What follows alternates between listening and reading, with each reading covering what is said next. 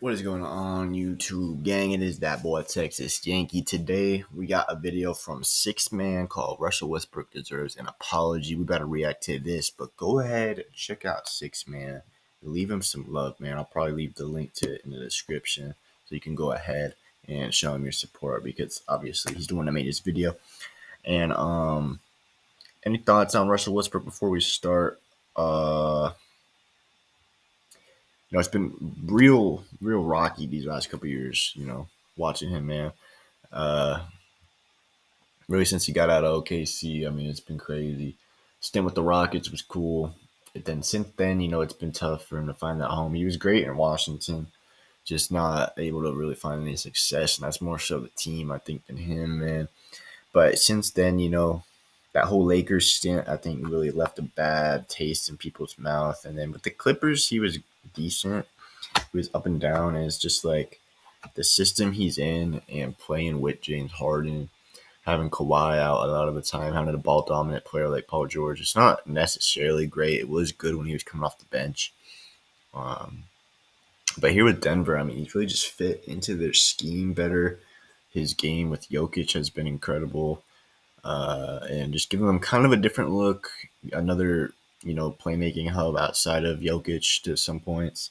He's not exactly utilized in the same way, obviously, like Jokic, where he just posts up in the middle of the court and just directs traffic. But he adds a different aspect to their game and does some things that I don't think Jamal Murray necessarily does with the ball. So that's what I've seen so far. Let's see what he gets into here, though. They need to cut Russ. He can't shoot. They have no spacing when he's His on the court. shooting is still tough. Teams are literally daring him to shoot and just crowding Jokic in the paint. Russ needs to retire. He's not a good player anymore. That was at the beginning, and when Russ comes into fits, that is obviously something that everyone's going to say damn near all the time. An anonymous NBA scout just under 2 months ago talking about Russell Westbrook. And he's never going to be a great shooter, obviously. And even if you think that could be a fake quote, because some of these anonymous scout quotes are not going to get much better at this point. Suspect. Take your pick from any number of these screenshots. Right. Because after it is really easy when it's going bad to hate on Westbrook, though, and that's part of the issue, I think, surrounding his fandom and his legacy is going to be that, when he is bad, it's really bad. When he's good, it's really good. Start to his career in Denver, Russ wasn't just being called washed. You had people calling him the worst player in the NBA. Well, I don't know about you guys, but 18 points, 9 rebounds, 10 assists, and 3 steals sounds pretty good to me, which is what he just recorded as a starter in the win against Sacramento. And this wasn't just a one-off, because following the first 6 games of the year, Russ is averaging over 12 points, 7 assists, 4 boards, and is shooting 46% from the field, 36% from 3, and only averaging 2.6 turnovers a game, which is particularly impressive when you consider some of the passes he has been making. Passes like this. And this right here is the value of Russell Westbrook. That's what I'm talking about. Everyone wants to focus on the 3-point. That is something that I guess we haven't seen too much of. We have never seen Jokic with another, great playmaker, you know what I mean? Someone that can set up Yoke. It's always been Yoke setting people up. And he did kind of have a little bit of that with Jamal Murray with the two-man game, but it's not to the same degree as someone that Russell Westbrook can do. Shooting and the field goal percentage, which can be inconsistent, but his playmaking has to shoot it, though. But inconsistent. And why not focus on the chemistry he has with the best player in the league? Because when I tell you I have watched Nikola Jokic for years, there has been no one able to make passes like this to him at all. That's what I'm saying. And that shouldn't be a surprise, considering Russ averaged a triple-double, but there has always been this idea that once his athleticism dropped off, he wouldn't be impactful. Well, his athleticism is still pretty elite, but also you're crazy if you don't... comparatively, he has obviously gotten less athletic because he's gotten older. But compared to the rest of the league, man, he is still an above-average athlete, so you can't discount that. You're still going to have that burst and strength to get to the rim sometimes.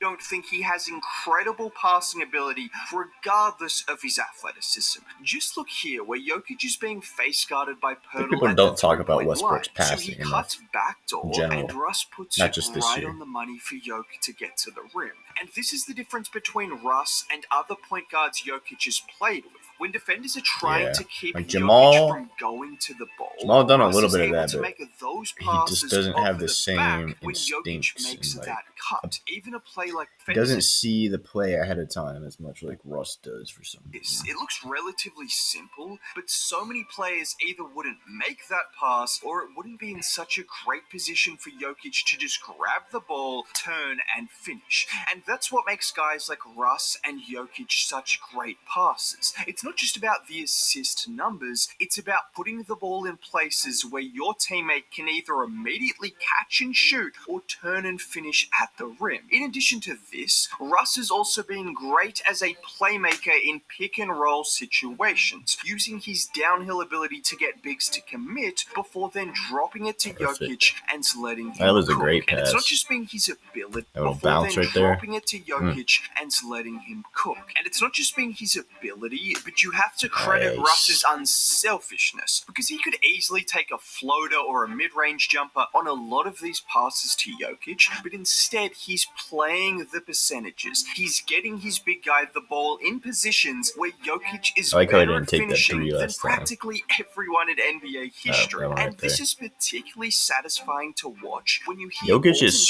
so efficient near the rim too. Like, it's just never going to be a bad idea to get him a shot in the paint.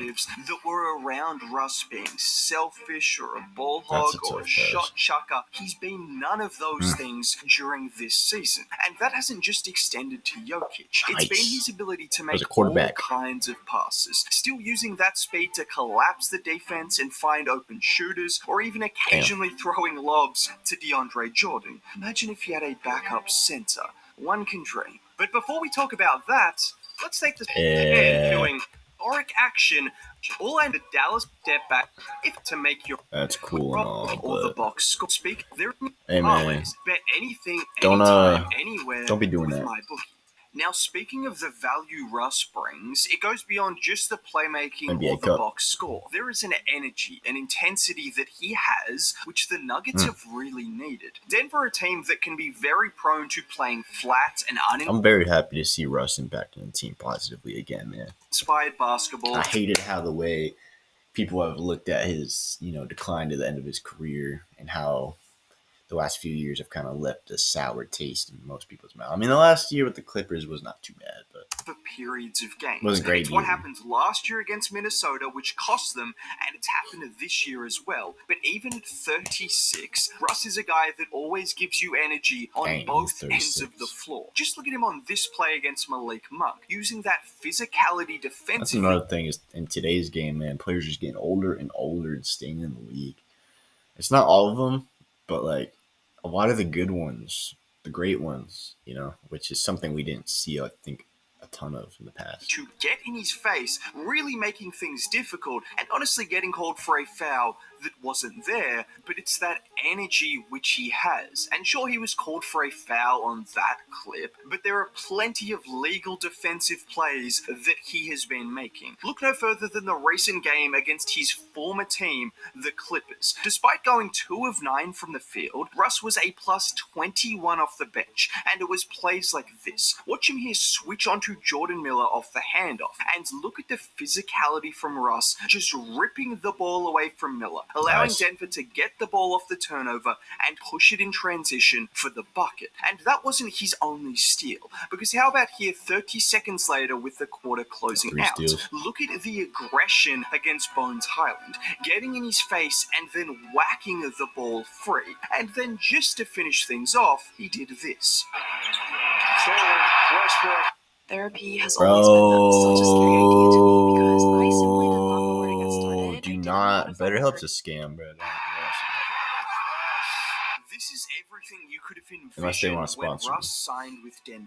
energy defensively, really good playmaking, and incredible chemistry with Jokic. And his scoring hasn't been bad at all either. As I mentioned earlier in the video, Russ could not hit a shot to start the season, which had people calling him the worst player in the league, but since those first 6 games, he's been solid from three-point range, and he's been better at getting to the rim and finishing at the rim. Like the game against Sacramento, where all 8 of his field goals were layups, and it was a balance of layups, like here where he sets the screen for Jokic, who finds him driving to the basket, or here where the ball gets swung to him from Murray, and with Fox rotating over, Russ just attacks downhill at speed. And this is also the advantage of Russ playing in the starting lineup, because what you'll see on a lot of these plays is the gravity of Nikola Jokic. I know I've mentioned him a lot, but guys, look at the space Russ is getting because of the Kings' attention on Jokic. And those guys just have such great chemistry, with Jokic benefiting from Russ's you can't give playmaking Jokic any and space Russ down there. He'll benefiting just from flow that Jokic's. bitch in. I'm not sure if the Nuggets will persist with Russ in the starting lineup when Christian Brown is healthy,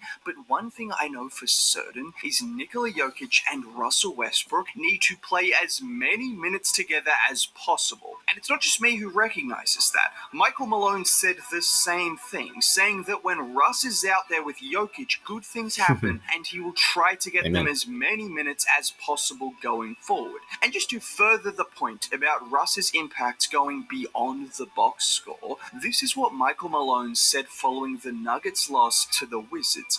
Well, yeah, I mean, like Russell Westbrook, he's vocal, but we need more than Russell Westbrook. I need Nikola Jokic, Jamal Murray. I need guys that have been in that starting lineup to be vocal, and tonight, we got embarrassed. Obviously, that wasn't the performance Denver wanted, but hearing from Michael Malone that Russ is the guy being vocal, he's the guy trying to shift the energy in this team, it's honestly hilarious, because it's the complete opposite of what Lakers fans said about him when they suggested he was taking the energy away from the team instead of giving it to them. Now, I mean, I think that's just kind of the LeBron effect as well. If you want to hear me continue to talk about things like that going forward, consider subscribing, dropping a like on the video would be cool. Most importantly, have a great day.